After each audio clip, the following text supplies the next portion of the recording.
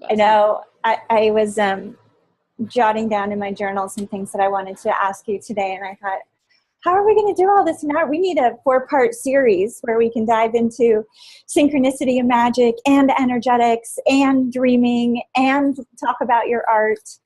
But we'll have to do little mini versions of those today. Exactly. We'll have like a taster here. Sounds we're going to good. get into some cool stuff too, something that just dropped in, and my fellow alchemists here. I see. I alluded to it in our group, and it's pretty mind-blowing. I'm excited. I can't wait. I can't wait. Well, great. Well, people will be landing and joining us as fits their own flow and schedule. And of course, there will be those who will be watching this live. So I want to first begin by bringing our minds together. We'll do a short little mind together because, again, I'm mindful of our time. And then we're going to jump right in, and Karolyn can introduce herself more fully, but let me just first welcome you all to the July Mystic Society Salon. We're talking energetics, and we are truly, I was being silly, but also really serious. We're in the presence of greatness today. Karolyn's way about her, not just professionally, but also individually, personally, as a creator and alchemist, but also as a truly gifted energy worker, has unparalleled. I had the really privileged experience of getting to run energy by Karolyn's side during the Be Great conference. And it was one of the, not just one of the most effective and potent moments for me, but it was one of the most enjoyable experiences I've had co-facilitating energy work together with someone. And so it stood out in my mind, this desire to weave more and to connect more with Karolyn. She came on board as a Salon guest months and months ago. And so I think we reached out shortly after the conference, which was last year, and said, please come talk to the Mystic Society in 2016. And she's graciously said yes. So I just can't thank you enough, Karolyn, for being with us here today. I'm excited to hold the door open for those in the Mystics here to get to know you and your work and your gifts better. And let's just start by closing our eyes for just a moment. And I just want to invite you to claim this time and space here together, right here in the here and now, by bringing your awareness to your roots, feeling into your connection to the earth beneath your feet.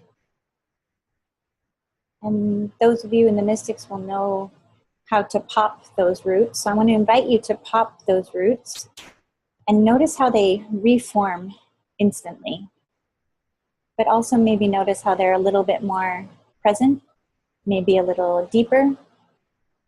And in so doing, we get to really connect ourselves not only to the earth and to ourselves, but to each other as part of this shared container for today's call.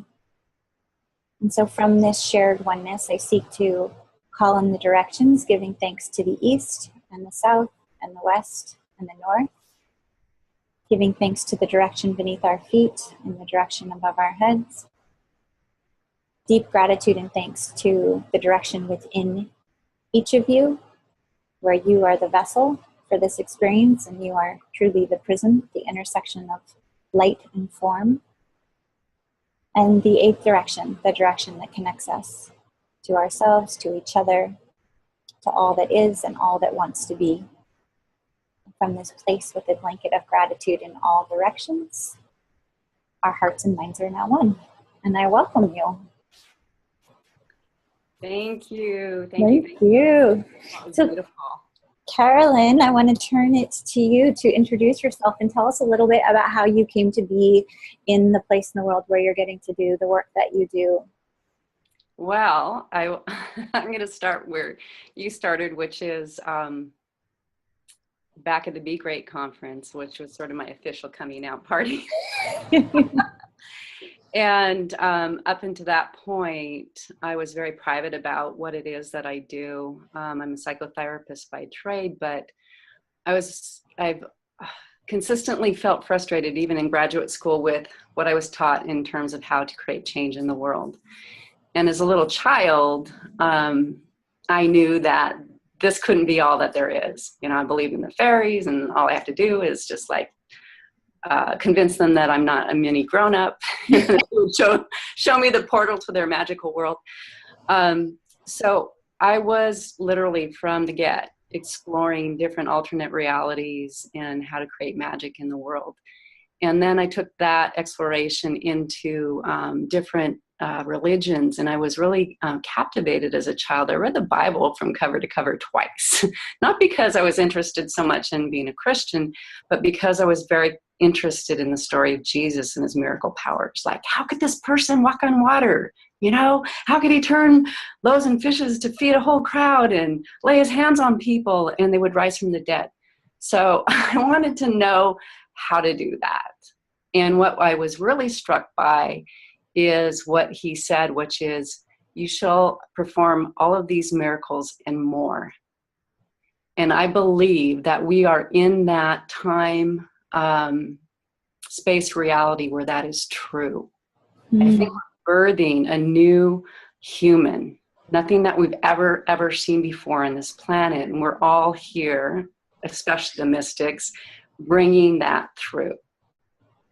And so what does a new human look like? What are their superpowers? And my whole reason d'etre of being is I want to know how it works and to help people to access their superpowers too, to create magic and miracles and alchemy in our life. And again, I know I couldn't do that inside of the traditional talk therapy model. And so I've been exploring over the course of many, many years, again, since I can remember, what are these different modalities, techniques to access that multidimensional reality. And where it really was necessary is in my work with clients who have encountered and experienced a lot of trauma, because talk therapy doesn't work. Well, it's good to be witness and all that. I'm not going to discount that, but it doesn't necessarily shift things. We have to use a different model for that, one that's somatic, body-based, but also just how those memories get encoded and how they get anchored and then replicated in a person's life. So, and that extends out to not just trauma. It's also the 2 steps forward, or 1 step forward, 2 steps back phenomenon. Like, how come we get snagged and stuck? Like, we think we have resolved this issue. We've worked on it. We've cleared it. We've tapped on it. We've done all this stuff, and it's still here. So it's like, okay, what is going on with that? And so that question took me in a whole different direction, which really came on my radar only maybe 3 years ago. Well, I've read about it, but I wasn't actively practicing techniques to access what we call the holographic universe. All right. So that's what we're going to get into today. I'm going to, yeah. And also we're going to tweak that a little bit to what Penny Pierce calls is the spherical holographic universe. Oh, I know, it's really awesome. So we're going to talk about energy. We're going to talk about that, break everything down for you, okay? awesome. You guys ready to go down the rabbit hole? Take us. You hold the wheel. Okay, great. So as you know, the earth itself is raising its vibration, the Schumann resonance it's called. So, and along with that, because we're part of the planet, our vibration is raising too. And we're becoming aware of ourselves as consciousness inside of matter. And as this vibration raises, the veils are thinning, right? And we're aware that there's non-physical realms that we perceive energy now. Things are speeding up, that we are able to access the patterns of light and information that create our reality. And that's where the magic is in. So Einstein himself says there is no matter. In fact, he says, concerning matter, we have all been wrong. What we've called matter is energy whose vibration has been so lowered as to be perceptible to the senses. So again, there is no matter. And as you delve deeper into the physics of things and you get into the quantum world, what you discover is there's this non-dual awareness, this boundaryless state where there's no me, there's no you, there's no this or that. It's a unified field of consciousness. It's the 0 point field. It's source, it's the force, it's God, it's all that is, right? And that sense of separation that we experience is only because we have this physical brain that perceives things through our 5 senses, and then it takes that information, which is actually just quantum information, and it translates that and then encodes that into something that we can understand in our brain. And then that's what gets projected outwards. So if you were really to kind of pull back the curtain, what you would see is we're just these big balls of energy and light. It's really just like, you know, when you see the Matrix and you see all the codes coming down, that's what it's really like. That's the holographic universe. But of course, that would freak us out if we were able to perceive that, or for some. Although I do have a mentor that actually does see the codes.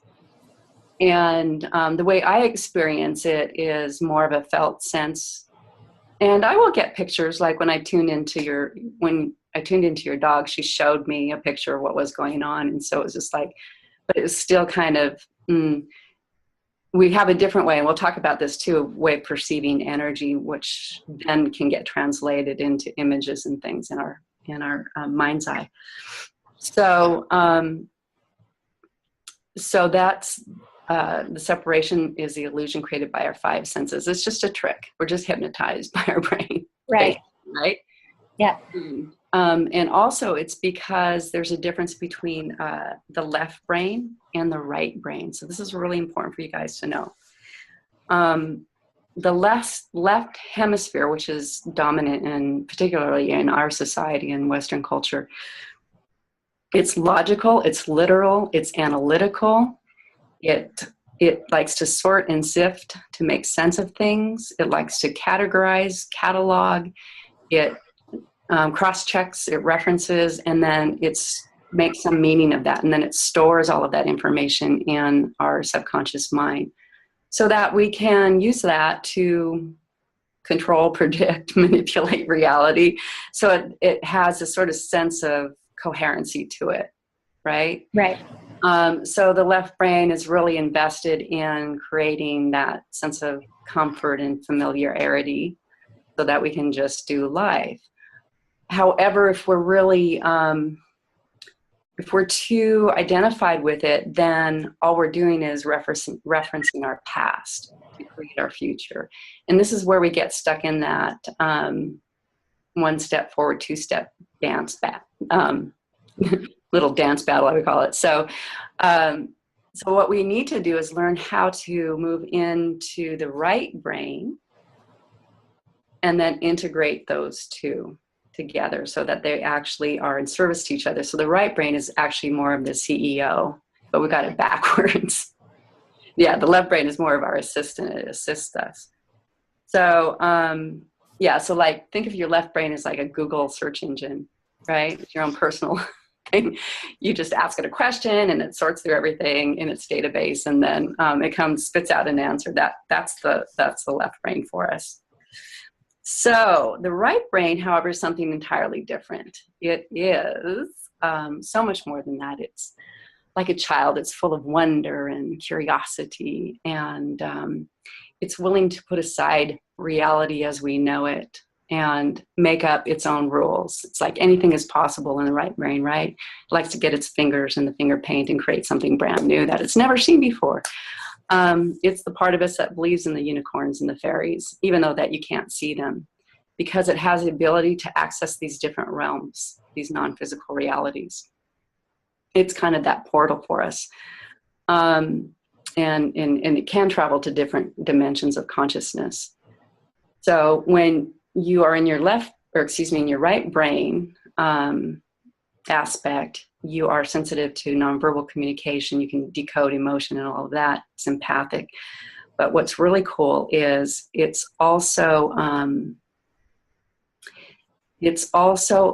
always existing in the present moment now. There is no time, space, reality inside the right brain at all.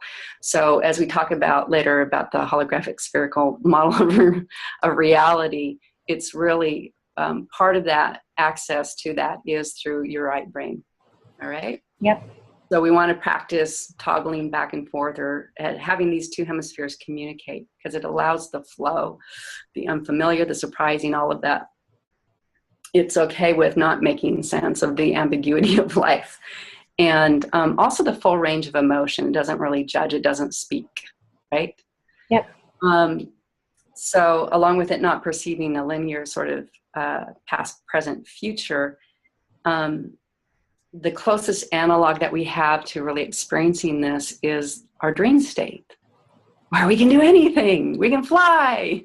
We experience a whole lifetime in the span of 10 minutes, all of this.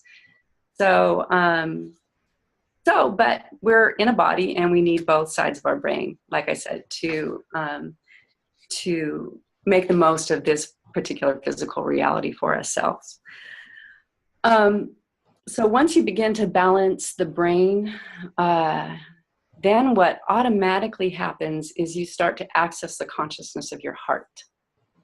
And your heart is a brain too. It actually has the same neuronal connections, and it produces it functions in the same way the brain does. It responds to neurotransmitters and all of that. It has neural cells. So there's this resonance between the heart and the brain but in particular to the right brain. And then there's the non-physical aspect of our heart, which is open and feeling oriented. It functions at sort of a higher frequency, if you will. It resonates with the vibration of your soul. Right. Oof. It's the seat of your home frequency, which is your soul in your body. It's kind of the energy that you're putting out as a soul, not to be confused with what we would term instead your standard vibration, which is composed of all the beliefs that you picked up in the course of your experience on the planet here, which could be your fixed and limited beliefs, everything that you got programmed with. And so a lot of times what I find for people is if we can help you just access that home frequency and strengthen that vibration, your world changes dramatically. But most people are identified with this other set of rules and limitations around their experience. And they're beaming that out into the world. And then, of course, it finds its resonant match, and that's what you experience instead. Make sense? Yeah, well, and you've just expressed at least two areas where we see people bump up against their ability to believe in the possibility of change. One is within their own brain hemispheres, that part of them that feels the analytic side versus the magical side. And now also this, I hadn't used that word that or heard that phrase around standard vibration before, but yeah, this worldview that we have vis-a-vis our experiences and our patterning here in this form, in this energy, and how it does or doesn't allow for and believe in the ability for its soul resonance to actually be the one steering the ship. That if we could release this story bubble, we can actually access that limitless. Is that exactly? That's okay. It exactly. And I do this fun experiment with my clients often, and you can all jot this down and go, well, and once I tell you this, it's not going to work quite the same, but you can do it with a partner or a friend. But it's called the gorilla experiment. I don't know if you've heard of this. I have not, no. Okay.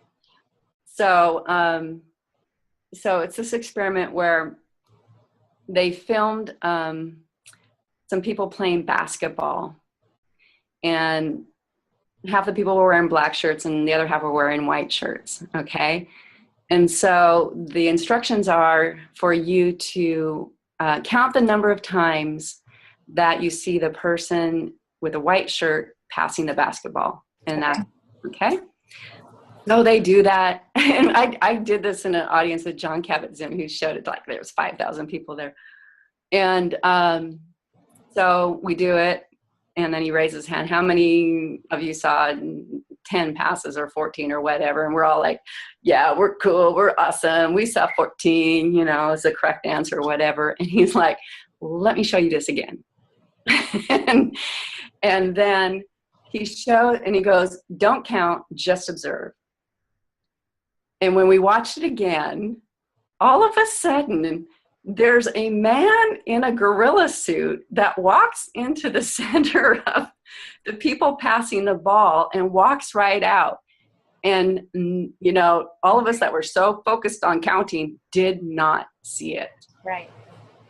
It was crazy. Yeah. So, in doing my own sort of mini experiment with clients is I found that the people that were most locked into the story of how it is, it would take them multiple times to see the gorilla. Oh yeah, for sure. So it's just not flexible at all. Yeah, and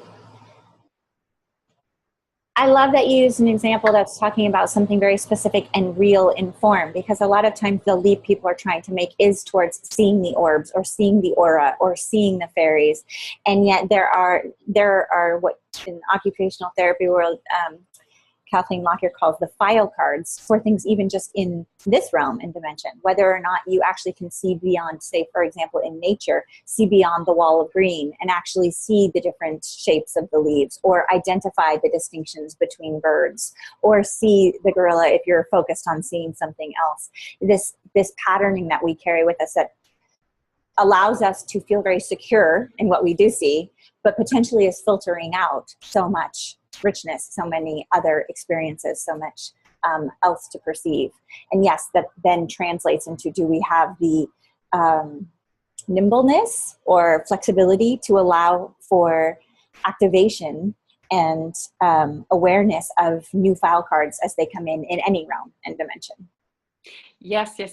And this is going to be one of the new qualities or superpowers of the new human. The holohuman, the holographic human. Holographic human. You know, interestingly, I hadn't heard anyone use the phrase new human since one of my early mentors, who used the words new human to describe what she called the catch-all for the person emerging that she couldn't define, because we're beyond indigo, we're beyond this crystal concept, but because we're actually seeing chakra energy being run differently, we're seeing DNA patterning being run differently. So I'm just going to call it new human. So I don't know if that actually comes from literature, that was your own creation, or if you're both tapped into it. I must have been tapped into your field because it just came through. Okay, yeah. Not read it anywhere. Yeah. Interesting. So Okay. that's, yeah. And it's really interesting because this information, okay, so you're bringing out another really important point about energy, which is everything exists in simultaneity. All the information that you want is accessible. And it literally does float around in people's fields. Right. Yeah. So that's how psychics and folks like that can access what's going on with you, because the information is already in your field. What it exists, or what it really looks like, is actually a probability. Mm-hmm. Okay. So based on who you are in this present moment, somewhere down the road, this might happen or is likely to happen. So when a psychic tells you, well, you know, you're going to meet your next boyfriend in next year in the March, what happens with that is it may be true or exist as a probability, and I cannot wait to tell you how time and space doesn't exist and how this could be true. But you'll also tend, if you like that idea, you'll really lock onto that and make that your reality. Or it could still exist in your potential quantum field of possibility, but you're going to block it or resist it. And then you're going to tell yourself, well, that psychic was bullshit. You know what she's talking about. It's still there. Everything is always available to you, but you have to learn how to focus your intention, and then you let go. Well, and just so many on this call, and so many who will find their way to it are coaches or strategists. Being attuned to how to scan your client's field for what potentiality they hold within their personal field is such a really useful trick and thing to have, because you'll be able to assess their readiness for transformation, their potential for change, their file cards for their own personal evolution versus their attachment to what is, as Karolyn called it. So I love that you're bringing that example, and it's really a practical tool to have to begin to assess yourself and your clients on that level of what's in their field.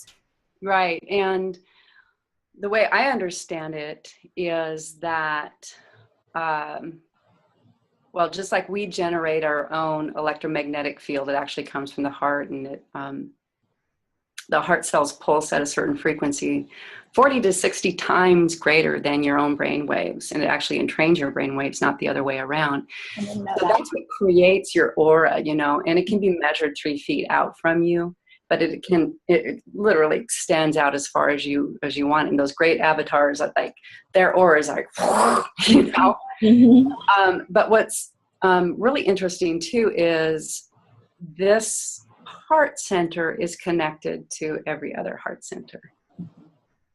And so that's what's reading the field of others. Yeah. Brain, that's the translator, all right, or transducer, or whatever you want to call it. So we're feeling into the different fields around us, and these fields sort of also merge into what we call morphic fields by their resonance. Mm-hmm. So a morphic field could look like the Democrats and the Republicans, or Trump people or Bernie people, you know, all that kind of stuff where we come into identity. We kind of match each other on our frequencies. Mm-hmm. And so and also it's not just like attracts like. We can also get into a morphic field or add to it by our resistance to it. I really want people to understand this. It's like, if you're eating healthy and exercising because you want to stave off disease, guess what? You've just polarized and brought into your field your resistance. So you're in a paired, in physics term, we're in a paired spin with this thing. Totally. And so as your fear of something happening, like getting a disease, cancer or whatnot, goes up, your health actually has to match it. Yeah. Yeah, it's a huge, and for those interested in this idea of the polarity and the power of seeking neutrality instead, check out the Subtle Blocks to Right Livelihood call. But it really is true. If you were to spend your entire life avoiding cancer, you would actually be still living on the same continuum than if you had just transcended that topic altogether. Right. The point of power is in this present moment now. Sure. And like you said just now, it's so key, is neutrality. Mm-hmm. And in fact, you guys, the heart is a neutral space. Mm-hmm. So when if you experience heartache or heartbreak, it's not your heart that it's experiencing that. It's actually your left brain making up a story about what this means, and it's in resistance to what's happening. It's not an allowance. It's not in a place of compassion, forgiveness, or whatever. The heart is capable, as the alchemical vessel it is, to transmute and transform pain. It eats pain. Interesting. Okay? So put whatever, that's what the Tonglen practice is so freaking powerful. Mm-hmm. And I don't know if you guys know what Tonglen is, but basically it's giving and receiving. So you imagine like somebody's hurting, somebody's in pain, and you breathe that in and you bring it into your heart, and then you transform it and you send back out the energy of its opposite, you know, peace, love, compassion, whatever it is. Yeah. You're not going to take in literally somebody's energy and cause yourself to experience this thing. Although for most of us, what we're doing is we're doing that unconsciously all the time. Right? Through our resonance to different people's energy and fields. So we really want to be mindful of that. And this is not to say that you need to put up all of these blocks and shields and this and that, because again, just like we said about activating more of resistance and fear and all of that, what I like to do instead is to imagine that all of that energy sort of just dissolves into space. Mm-hmm. Mm-hmm. Like you throw in a fish hook. Right. It can't snag on anything because there's no energetic match to it. Interesting. Oh, I like that idea. Mm-hmm. Yeah, and again, not to say that you shouldn't use your practices, but just like you would exercise and eat certain foods because you enjoy them, because it's fun for you to do that, can you feel the difference in that? Oh, yeah. In your vibration and in your body. So if it's if you like to smudge and you like to put yourself in white light and stuff because it's getting you into a place of that non-dual state or joy or happiness or love or whatever it is, that's powerful. Totally. That's powerful energy to put out there. Okay.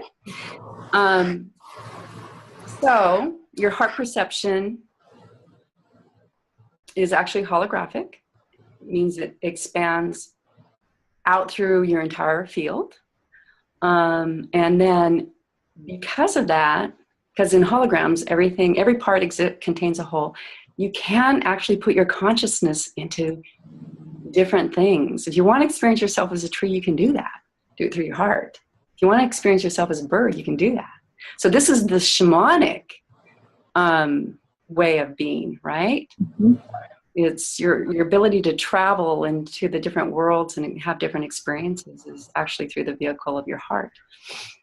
I've never thought of the heart as a portal that way. That makes so much sense. Totally a portal. Mm-hmm. And some of you who play with Merkabahs and stuff, that's the Merkabah, right? Right. Okay. So encoded in your heart is your destiny. It's your blueprint. It's what you are able to actualize, materialize in this world too. It receives patterns from the different dimensions of patterns of light and information. And that's also relayed out into that physical world. So, okay, so let's talk a little bit, and I'm going to be really mindful of energy because of time. Mm-hmm. There's no time in my world and in the same way. So I'll slow it down because we can bend time. There's some truth to that. Okay, so we talked about morphic fields. Okay, let's talk about energy in particular. So our external world is comprised of a wide spectrum of energies and frequencies. And most of them are not perceivable by our five senses, just like the visible light spectrum, we can see that. But everything else from like radio waves, which are these long, slow waves, all the way to gamma waves, which are super high frequency, we don't experience it. Although for those empaths and energetically sensitive people, you could probably walk in a room and feel the Wi-Fi. Oh yeah, absolutely. Right? Yeah. So we know all of this energy is traveling through space. It has to travel through some kind of medium, air, water, sensory organs, or whatever. So there's these 88 different octaves of energy, and they move in waves, and they have a frequency band. So what that means is that there's this is what gets people confused. So a frequency is just the speed at which a wave travels. The amplitude, like how big it is something different. So every wave of energy has an amplitude and a frequency. So the gamma ones are like they're vibrating very fast, and then the radio waves are really slow. So all these energies and frequencies make up our physical reality. So again, think of the quantum field, the non-local zero-point field, as being an ocean. And when consciousness observes something in that ocean, then something arises from that, including your physical reality, you as a being. So your consciousness and energy in motion. And again, remember, you have a particular vibration, your own unique soul signature, a frequency, as you will. Then let's talk about how we typically perceive all of these energies and frequencies. We experience our world through the lens of three-dimensional reality, or time and space. So if you want to think of it a different way, as like we're in this dimension, and every dimension is nested within all other ones. So we start out with, say, a point in that field of consciousness, or in the unified field. And then we have 2 points, and they become a line. And then those lines, now we have motion. Now you line up a bunch of lines, and it creates a plane. And then you put a bunch of different, and so that's the 2-dimensional reality, like your flat screen of your computer. You can't actually touch you out there. But when you put the planes together, then we have form. We have 3-dimensional form. And we have an inside and an outside to that form, right? And inside the 3-dimensional reality, we have time and space. Right. So there's a past and there's a future and there's this moment now.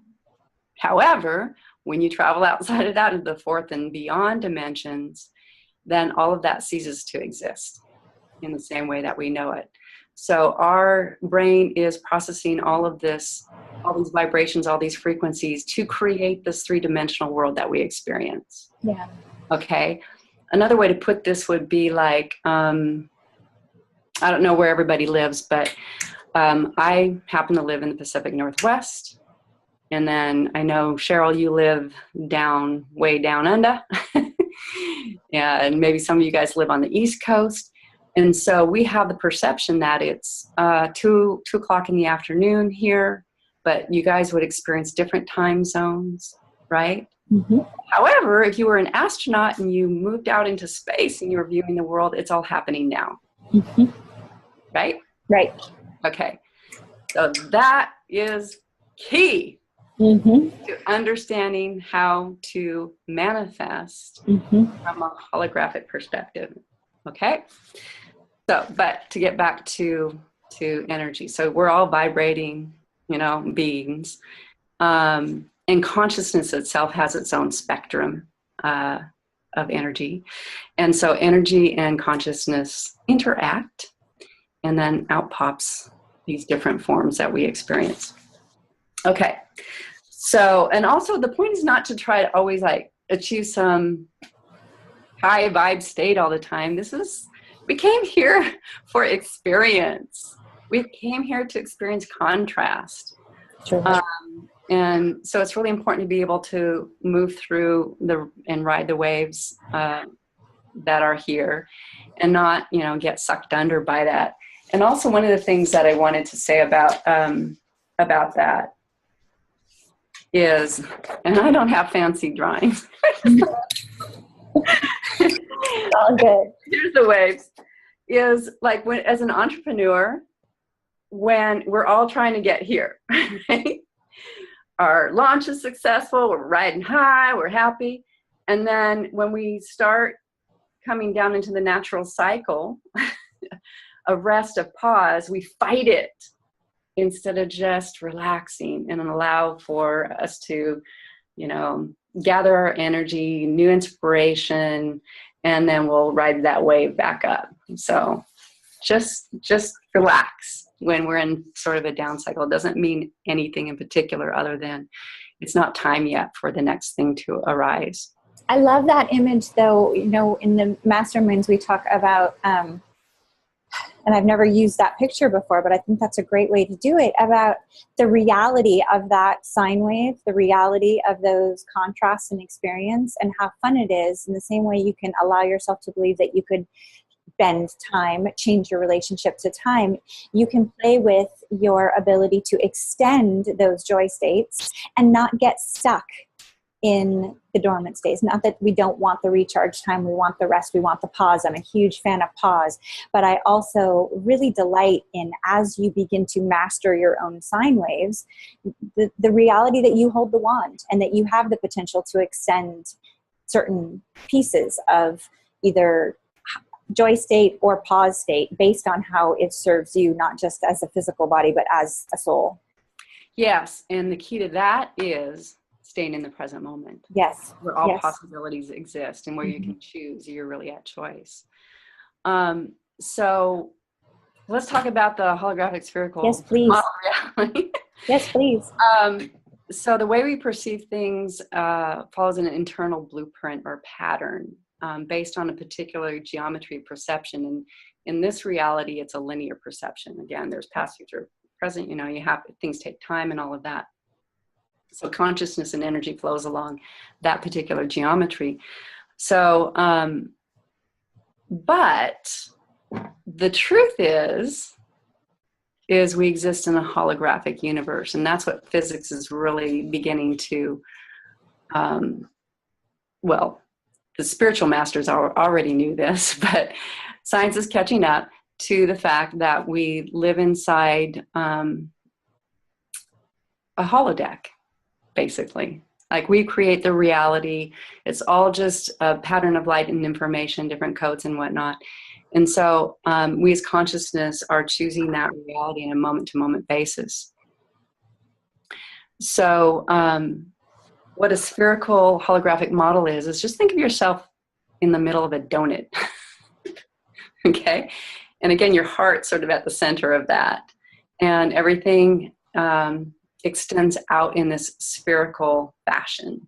Everything exists inside your donut, except for what most people do, because they're not centered and anchored into the now moment, which is the only thing that exists in the hologram. I mean, everything exists in simultaneity, but only as potential, all right? Sure. Just whatever you observe, what you focus on, that becomes your reality. So, but people that are more aligned with the linear model think of things in terms of past or present, and that there's something outside of us that we have to get to or grab hold on to, create. And so that's what creates the effect of time. Mm-hmm. And when our focus and attention is on everything external to us, then we're at the effect of it as well, right? Right. And we're not home. We're not home in this body. It's a hole, like a donut, okay? And when nobody's home, guess what happens? You're just kind of like being tossed by the winds of fate and all of that. Also, or what people do is try to fill it with other things. And that's where we talk about, you know, distraction, addictions, and things like that. We were like alcohol, drugs, sex, internet, whatever it is, you know, fill this hole because I feel this emptiness inside of me. Right. Okay. So in a spherical holographic universe, you experience yourself at the center of the field of consciousness and energy. You are at the center point. You are at the center of the universe, because the universe is in a holographic reality, always already present, okay? And you never have to leave this center to create anything. Your reality is just simply expanding or contracting. It's just like a balloon. So the more expansive it is, the more you get to include more of all that there is. And the more contracted it is, the less you experience, the less you feel is possible, okay?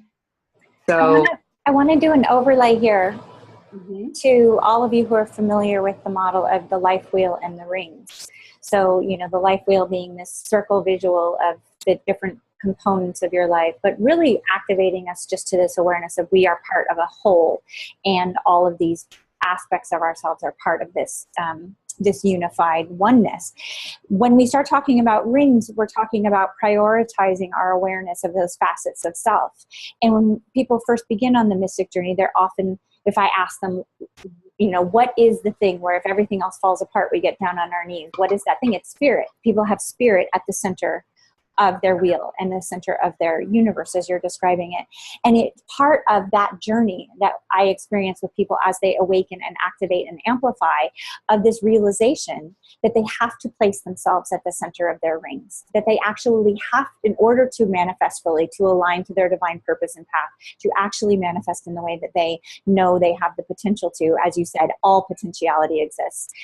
There's this edgy step where they have to move themselves to the center of their rings. And so I just want to overlay those two concepts here, because everything Karolyn is saying is exactly reinforcing that idea of, I know it feels edgy, that it's a lot easier to say, I do this in service to spirit, or spirit and my connection to spirit is the deeper why.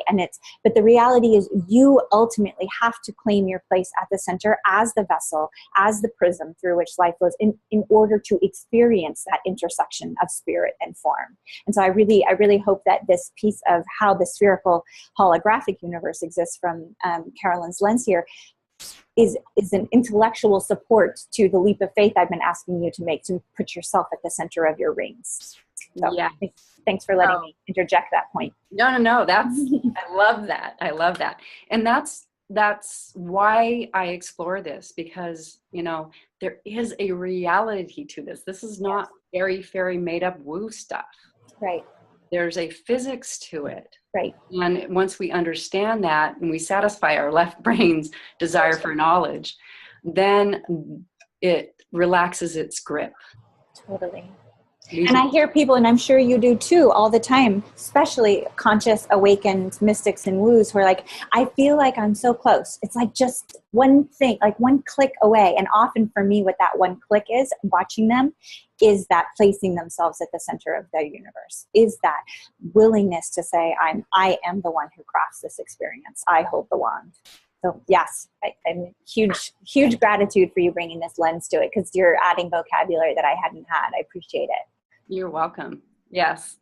And so let's talk about being in the center and why that's so critical, imperative, even if you really want to understand manifestation. Yeah. What people mostly thinking of in terms of manifestation is, again, the donut. It's the external reality. We got to set our intention. We've got to say positive affirmations. We got to raise our vibrations. We got to do a vision board. And somewhere down the road in the future, this manifestation pops into our reality, which is true, but it's not the way it actually works behind the scenes in this model. Okay. So, ready to get your mind blown? Yes, please. Okay. All right. So remember that in the holographic universe, time is spread out. It's simultaneously. So as soon as you form a desire, that intention is realized automatically in the quantum field. Right. It's not a physical reality yet. It's an energetic one. So every desire has a non-local sort of property to it. It defies locality and time. It's instantly activated in the quantum field. And so now you've turned a possibility into a probability by setting that intention. And so the fact, though, that you're not experiencing it like miraculously in this instant moment is because you have not calibrated your senses, your 5 sensory senses, yet to accept the intention of your physical reality. It's like, can I have that? I don't know. You know, and as soon as you start the questioning, the doubting process, it separates you, in a sense, from that manifestation. So your energy has to shift into recalibration mode. And I've come to the knowing that it's not about raising your vibration. It's not about always trying to feel better, because again, you know, this is life. It's actually, when I do my manifestation processes, it's about recalibrating, which is, think of a lens on a camera, right? So you can have the wide focus type. So we want to focus and our energy and attention and make that signal stronger, and then send that out and find we're just like focusing in on the energy. So, so here's an example of this, and I'll use a personal example. Is one day I'm here in my office, I'm doing massive amounts of paperwork, which I sorting and filing. I hate it. I just, you know, it's a sunny day. And so at 5 o'clock on a Saturday, I'm like, I just wish somebody could just call me up and take me out to dinner. And I just like, you know, I sent that out. 10 minutes later, knock, knock, knock. my neighbor comes over and says, hey, do you want to come over for dinner? We just went up to the Skagit Valley and we've got these beautiful oysters and fresh tomatoes and we're going to have bread soup and fresh strawberries or raspberries. And all. Like, are you kidding me? And I'm like, that's awesome. Now, in the old model of things, you would think, oh, wow, I had this powerful intention and somehow I made this happen by dint of will or willpower force or something like that, okay? Or you would chalk it up as, oh my gosh, coincidence, luck, or something like that. So here's how it really works. Okay, so again, my fancy little, okay, so I want you to think of time as a ruler. You got it? So here's the ruler. Yep. And remember, you as a quantum hollow human, you're outside of time. Yep. You can see all of it simultaneously. Except for in your little human 3D reality, you exist like, say, at this point, the number 5. This is now moment. So this is where I set the intention. I want somebody to ask me out for dinner. And it rippled out in time, instantly manifesting one of the possibilities around that matched that intention in my so-called future, which is represented by the number 7 here. Okay? Yeah. Great. So, okay. Again, here I am setting my, I want dinner. I'm filing. And as soon as that gets sent out, and because I have no particular any kind of attachment to that, really, I'm actually fairly neutral. I just sent out a pure, clear intention. It doesn't encounter any interference. Right. All right. So that intention travels out, ripples out into the quantum field, into the so-called future, and into the past. And here is where, like at the 2 point, here is where my neighbor is out in the Skagit Valley gathering all these foodstuffs, beautiful stuff. And then she comes home and she starts making her bread soup and all that. And then my intention just like hits her field and a picture of me pops into her brain. She's like, oh, I wonder if Karolyn would like to come over for dinner. So our fields are, it's like that intention is flowing in the quantum field. It's not very conscious, but I'll use some more physics psychobabble. It's like we're quantumly entangled because she knows I love her and I love her cooking. So she's like, whoop, okay. So intention received. And then so she tells her husband, okay, why don't you go over and ask Karolyn for dinner? So that's represented by like the number 6 here. And that's when I experience, oh, my intention is about to be manifested. And then 7 is when I actually go over there and take my first bite of that delicious bread soup. Yeah. Does this make sense to you guys? Yeah, and it helps to explain something. I mean, I talk a lot about manifestation thumbprints and blueprints and kind of how we're wired. And we see the manifestation from the now forward. And I haven't had anyone really describe what they see in terms of the past, the role of the past in manifestation.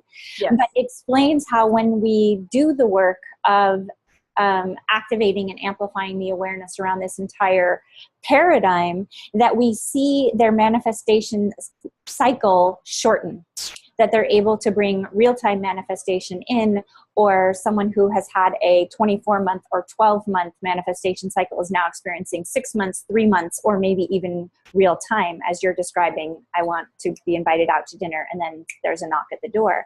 And I hadn't really had an explanation for why we were able to shorten that time frame, but my hunch now is that your lens is leading me to believe that we're helping activate their ability to plant those seeds and to create those ripples out that are affecting the past as well.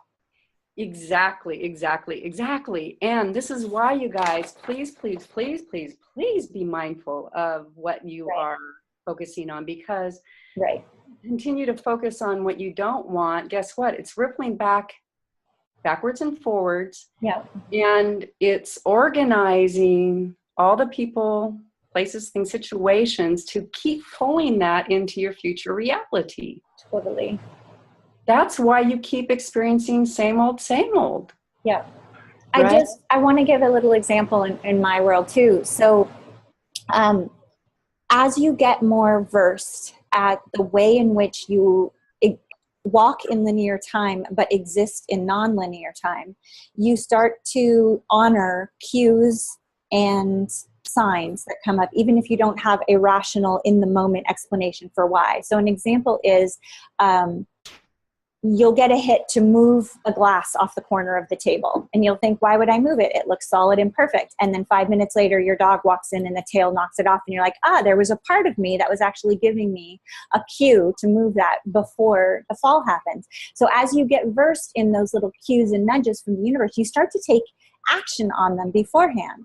So an example from my world was, and this is like a small one, but leaving in my car and having the image of my husband's coat flash in my mind. Now, why? I don't need my husband's coat. My husband isn't with me, but I've come to a place where I've begun to honor those cues when they come. So I go inside, I grab my husband's coat, only several hours later to find myself out at a baseball game where my friend's husband now has decided to come and doesn't have a coat. And I'm thinking, oh, interesting. Here is the coat that I brought. Not for Casey because he's not here, but clearly for you. And so it's just, that's a tiny little example of, I could have stopped myself in the moment and said, no, I'm not going to do that. I'm not going to move that glass of water. I'm not going to go back inside and get a coat. It wasn't life-changing. It wasn't, a life or death moment, but it's a way to begin to exercise the muscle that Karolyn's kind of giving you a context and a language around. Because once you start doing those things, then you actually are prepping yourself in the now, which is what we have in this linear time, for all that you are desiring to bring into your life in the future moments. Exactly. That's how I see it. What you choose to click on the internet, the conversation you choose to have, the person that you're drawn to speak to at the conference, when you're following that heart resonance, you are laying the foundations and seeds for intentions either that you have set, quote, in the past or will be setting in the future, only you're helping yourself along to do them. Well, yeah, again, the answer, whatever it is that you need already exists. Mm-hmm. So when you drop, it's like the way I see it is you drop a pebble into a pond, it ripples out, right? So you're dropping that intention. But for instance, okay, now this is going to like trip you out. Okay. So Lindsay, you were this person going, oh, I think I should bring this coat. Right. Because in the future, your friend needed it. Right. The so-called future. Yep, right? Exactly. Okay, so you were helping be part of his reality of creating, manifesting what he needed. Right. We do this all for each other. Yes. Better or worse. As was your friend picking the berries and thinking, I'd like to invite a friend over, as your enmeshed quantum fields touch one another. Exactly. And something you'll appreciate since you're a baseball fan is that there is no, like they've done research on this. It is physiologically impossible for all the coordinated movement, everything that needs to happen for somebody to hit a fast pitch at 100 miles per hour. Right. Impossible. So what they're seriously considering is that somehow our brain is translating that information. It is traveling to the future, making all the calculations so it hits that ball right at the right time. Yeah. Yeah. It's really cool stuff. It's really cool. I know we are right at time here, but are you open to taking maybe 5 minutes for questions, Karolyn? Absolutely. Let's do it. Mm-hmm. Who has a question here for Karolyn? I know we were going into some pretty fun and out there stuff. Oh, and I just pulled back and saw everybody here. Now I see Terry. Hi, Terry. Hi, Terry. Hello. Anybody have any questions at all? Well, while we're thinking of what there's some questions are coming forward, I just wanted to underscore one other little point of reference. So my mind is very much in the world of magic school right now, and this week the content around wands was released. And so when Karolyn is talking about the that kind of life cycle around the potential, possibility, probability, plausibility life cycle, and she said, you know, that the key there is where you are focusing your energy, and to be conscious of where that focused energy is. Notice how that languaging overlaps with the idea of what a wand is. So the wand, we talk about a wand can be your word, it can be your intention, it can be your consciousness, it can be a literal physical device that we use as a container for focusing our intention. But be thinking about how in this conversation of manifesting around that wheel from possibility into probability, what is the wand that you're using to focus that energy? And allow yourself to play with that. Allow yourself to really be thinking about how you're focusing that energy on the intention. Does that make sense? Yeah? Okay. There must be some other question. No, we are blowing your minds. We're blowing minds with our fancy drawings and fun talk. Yeah. And well, if nobody has any questions, I don't know if you'd be willing to just do a little experiment. Yes, please. Understand a little bit more. That would be great. Is something that I learned from the Matrix Energetics training. So many trainings, so many tools in my Batman belt. So it's called the 2-point. Okay. So this is where we can learn how to collapse our quantum reality in a really elegant and simple way. Because it's actually everything. When you start really playing with these things, it's actually less effort to manifest than anything else. It's just like less is more in this world. Okay, so I want you to find something on your body that you would experience as stiffness, hardness, contraction, pain. And I want you to put your fingers on that. Say your left hand on that, okay? Okay. Now I want you to find something, just take your other hand and put it on your leg, on your thigh. Or it could be anything. It could be on the chair, it could be anything. And I just want you to feel around until you experience a place on your leg or whatever object you're using, and find something that matches sort of the feel or the sense of what you first connected to. And we're going to connect those 2 points. Okay. Okay. Now I want you to drop that pebble in to the field between those 2 points. You're not trying to do anything. You're just simply observing something. Something's changed. Something's different. All right. And then I want you to now just notice what that difference is. What do you experience? What's new in your reality?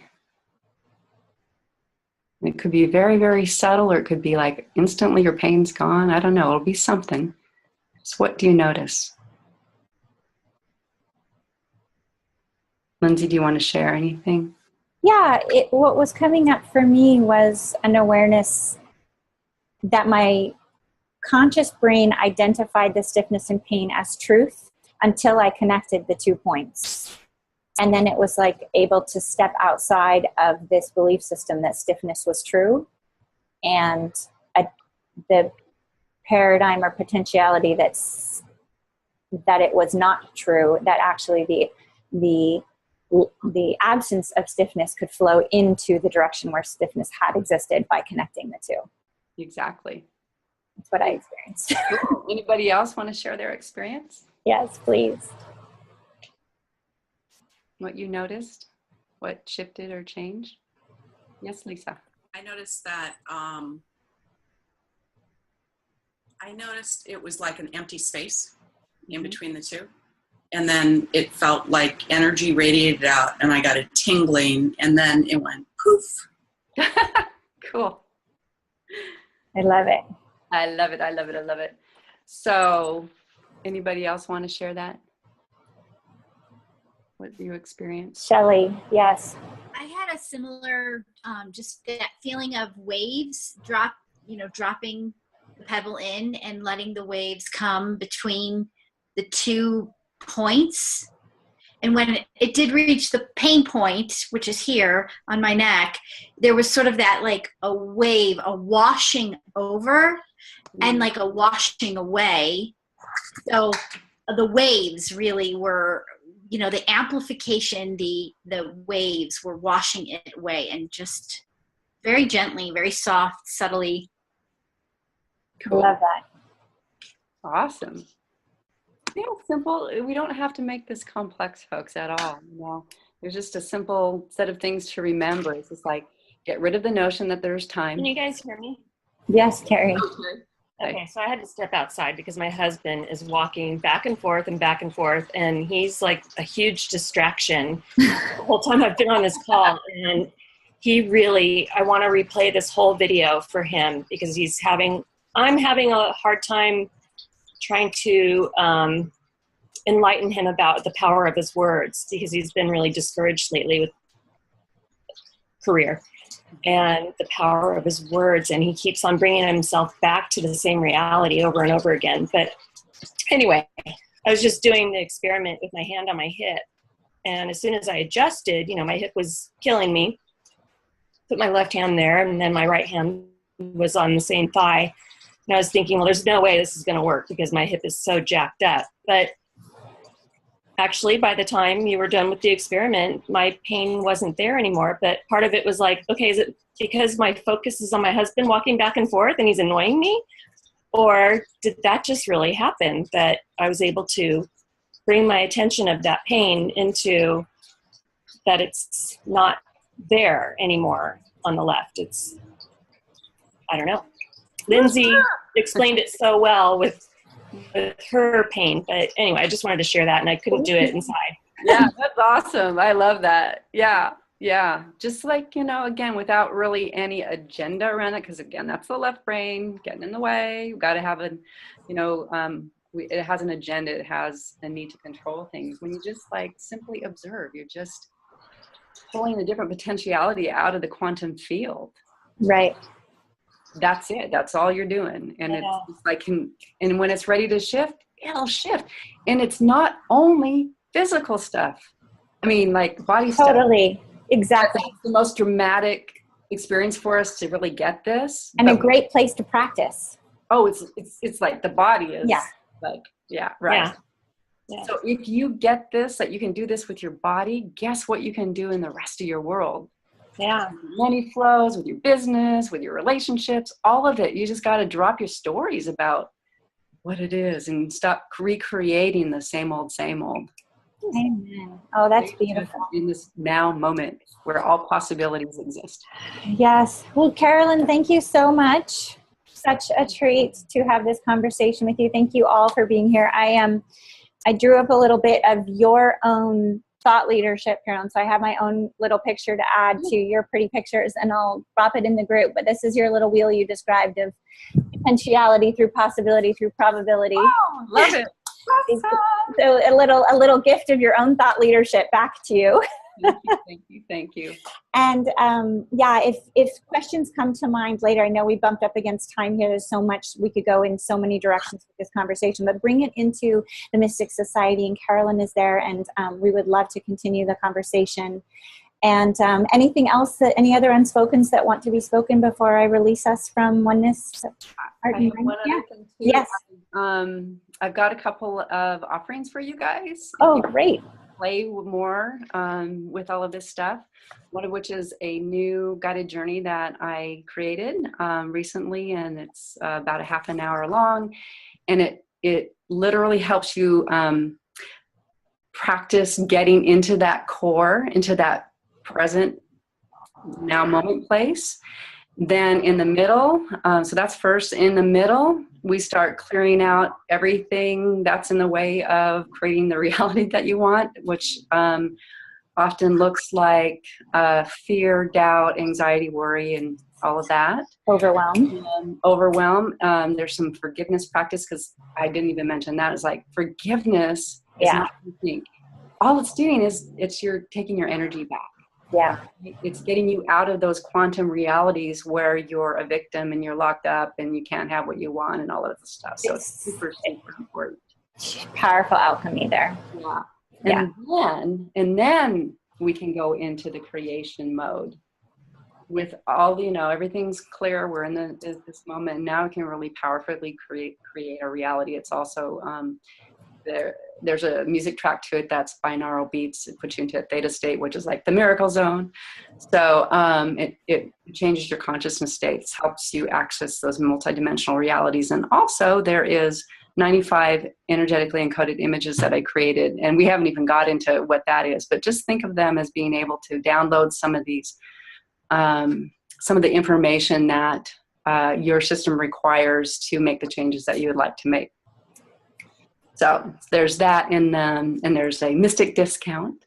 Wonderful. And then I'm going to add something after doing this. I think that might be useful, like the lady whose husband is having a tough time is, I just came up with some new sessions, and I'll give you guys a promotional discount on those too if you would like to experience. I'll work with you personally at uncovering what some of those blocks are for you creating your reality. So just throwing that out. Okay. I so appreciate that. And where's the very best place for people to follow you, Karolyn? You can find me at Alchemy of Living on Facebook. Okay. And also that's my website, alchemyofliving.com. And get on my mailing list if you want to find out more. Great. Yeah. And we'll include links to your offering in the portal as well as in the Mystic Society. And yes, well, thank you so much, Karolyn. Thank you, everyone. I'm going to go ahead and release us right now from oneness of heart and mind, separating us so we can go forward and laugh our own laughs and dream our own dreams, knowing we can tap back into this basket whenever and however we so desire. Oh, Miss Karolyn, thank you so very much. This was really a treat, long in coming, but so wonderful when it finally arrived. And now it really will be recorded for all time. No past, present, or future at all. Right, exactly. Thank you so much, Lindsay. Thank you, everybody who joined and everybody else who sees the replay. Yeah, thank you. All right, everyone. So much love to you. Enjoy the rest of your day, and we'll see you in the Mystic Society. Bye.